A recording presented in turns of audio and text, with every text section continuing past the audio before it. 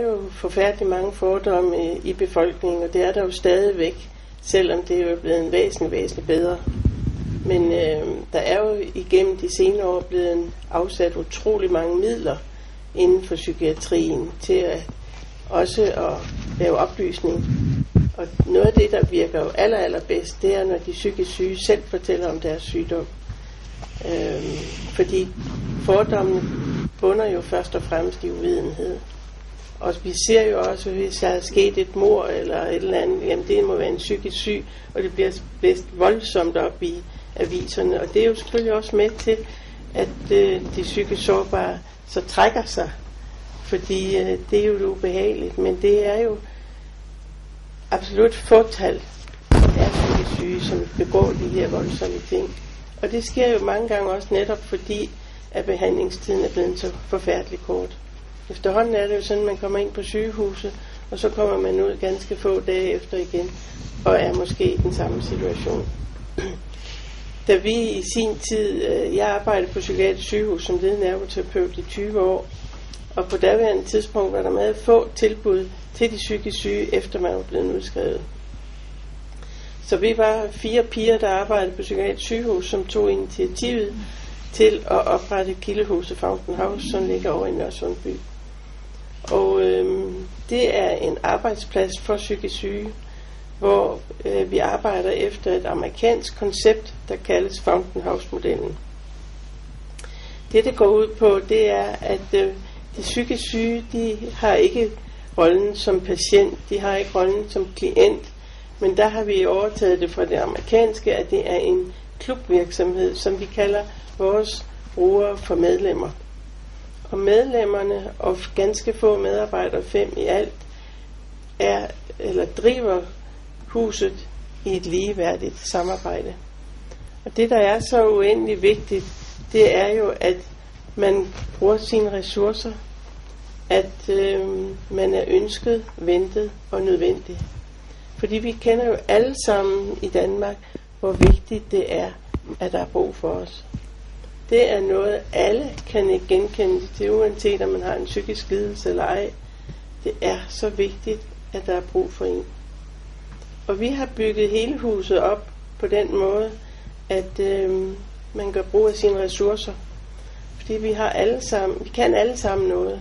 Vi kan noget forskelligt, men vi kan alle sammen noget. Og i Kildehuset, der yder man det, man kan. Vi har organiseret vores dagligdag i 3 forskellige arbejdsenheder. Der er et køkken, som hver dag laver varm mad. Og det er vigtigt, at man får et godt nærende måltid mad hver dag. Fordi vi ved jo, mange psykisk sårbare lever af junkfood og ikke har nogen særlig god ernæringstilstand. Så i køkkenet laver man varm mad, man laver dejlig salat hver dag, og man bager brød til næste dags morgenmad. Vi er et dagtilbud, så vi har kun åbent i dagtimerne. Så har vi en indretningsenhed, og da vi åbnede huset den 1. januar 1992, fik vi af dengang amtet stillet en stor bygning til rådighed på 700 kvadratmeter. Og det var jo et stort hus, og jeg var de første 2 måneder ansat ude på Amtsgården, og der spurgte man, skal du ikke snart ud og indrette den institution? Nej, sagde jeg, så det skal jeg ikke, fordi det gør medlemmer og medarbejdere, det er jo medlemmernes hus, så det er også dem, der skal være med bestemmende på, hvordan huset skal se ud. Så indretningsenheden har så igennem mange år indrettet hele huset. Vi brød væggene ned, vi byggede nye op, vi anlagde have, vi har i dag et drivhus også, og en køkkenhave.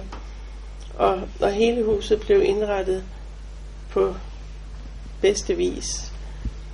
Så har vi, og det er indretningsenheden, det er sådan en praktisk arbejdende gruppe, som står for al renovering, hvis der skal males, eller vi skal have vasket tøj hver dag, og haven skal passes, de grønne planter skal passes. Så alle de her pedelfunktioner, det er dem, de står for. Og så har vi et kontor, og der foregår alle de administrative opgaver.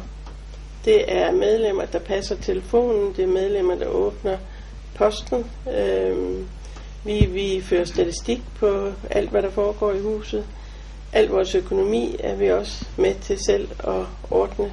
Vi søger en del fondsmidler og har også været heldige at få det igennem årene.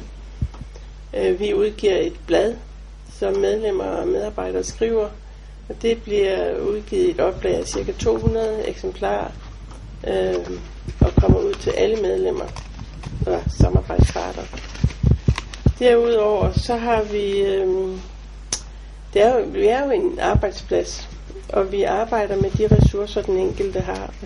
Og vi uddelegerer ansvar, vi viser folk tillid, og det viser så hurtigt, at når man gør det, så vokser vi også. Folk, de blomstrer, de vokser, de får mere selvtillid, de bliver bedre til at klare deres egen tilværelse, og heldigvis også får vi jo også forhindret, at mange indlæggelser finder sted. Så det er virkelig et sted, hvor man kan komme og arbejde, hvor man kan gøre brug af de ressourcer, man har. Vi har også en med høj grad af åbenhed. Vi kender hinanden utrolig godt. Har man et problem, så kan man altid komme og spørge en medlem eller en medarbejder, om vi lige kan diskutere tingene. Og på den måde, så får man taget toppen af de problemer, man nu har. Ja, så der er jo mange ting, jeg kunne bore lidt i her. Men det, jeg umiddelbart forstår på, og det er jo i virkeligheden en understregning af, hvad Knud også fortalte om hans første ergoterapeut, nemlig at de psykisk sårbare kan meget mere, end de selv tror. Så mange ting, og det er jo oftest også de psykisk sårbare, der lærer os. Ja, jeg husker jo tilbage, da vi åbnede huset, vi stod der med et hus på 700 kvadratmeter, som var tomt, en gammel tidligere skotøjsfabrik. Og så kommer der et menneske ind. Vi kender jo ikke noget til de folk, der kommer ind ad døren, når de starter. Vi får ikke nogen oplysninger. Men denne her person havde faktisk ligget hjemme i sin seng i 15 år. Og han havde en bogholderuddannelse. Og da han så kommer ind ad døren, så viser vi jo ham rundt og fortæller, hvad skal det her blive til en gang. Fordi det var jo helt tomt. Men da jeg hører, at han har den uddannelse bag sig, så spørger jeg ham, hvor stor en fotokopieringsmaskine tror du, vi skal lease? Og så ser han fuldstændig chokeret på mig. Og så siger han, der er aldrig nogen, der har spurgt mig om min mening. Og det er jo grusomt at høre sådan en beretning, hvor han så siger, jeg har siddet på et støttecenter, da jeg lavede 18 tegnebøger, og nu ved jeg ikke, hvad jeg skal bruge nummer 19 til. Så han startede i vores hus, og det var ham, der lærte mig at lave regnskab. Det havde jeg jo ikke prøvet før. Så på den måde er det jo sådan, at vi er jo alle sammen forskellige. Vi kan alle sammen noget forskelligt, og vi lærer alle sammen af hinanden. Og så prøver vi fra Kildehusets side at finde en arbejdsplads. Og det vil så være, hvis vi får lavet en kontrakt med en arbejdsplads, så vil det være typisk et deltidsjob, som har en afgrænset periode på cirka et år. Det er så en medarbejder, som medlemmet kender godt, som afprøver jobbet på arbejdspladsen og laver en arbejdsbeskrivelse. Og det er medarbejderen, der optræner medlemmet på arbejdspladsen og bliver der, indtil vi er sikre på, at medlemmet kan jobbet. Det er så igen medarbejderen, som støtter op, hvis der sker nogle problemer hen ad vejen. Men det er medlemmernes mulighed for at afprøve sig selv på en helt almindelig arbejdsplads, det er privat eller det offentlige, på fuldstændig normale vilkår. Så det er ikke noget med et beskyttet arbejde, det er simpelthen et ganske almindeligt arbejde. Og vi arbejder så også på, at man får den samme løn som alle andre, fordi man skal ikke stilles ringere, fordi man har en psykisk sygdom.